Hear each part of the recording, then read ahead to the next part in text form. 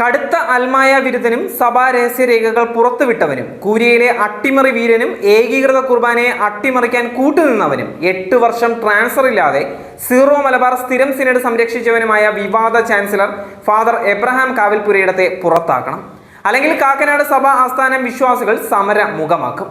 പോലീസിനെ ഉപയോഗിച്ച് വിശ്വാസികളുടെ സമരം അട്ടിമറിക്കാനുള്ള ഫാദർ എബ്രഹാം കാവിൽപുരയിടത്തെ സിനഡ് എന്തുകൊണ്ട് ഭയക്കുകയാണ്?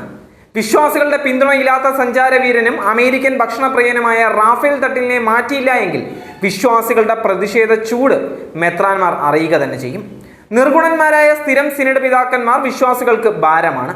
നിങ്ങളുടെ പ്രസംഗങ്ങൾ അരോചകങ്ങളാണ്. ഒരു മെത്രാനും അഹങ്കരിക്കേണ്ട കാര്യമില്ല. നിങ്ങൾ കൂട്ടുകൃഷിക്കാർ മാത്രം. വിശ്വാസികളുടെ പണം പുട്ടടിക്കുന്ന മെത്രാന്മാരെ നിങ്ങളുടെ ആഡംബര ജീവിതവും അഹങ്കാരവും നിർത്തുക തന്നെ വേണം. സഭയ്ക്ക് കാൽ കാശിന് കൊള്ളാത്ത തട്ടിൽ മെത്രാനെ മേജർ ആർച്ച് ബിഷപ്പ് സ്ഥാനത്ത് നിന്ന് മാറ്റുക തന്നെ വേണം.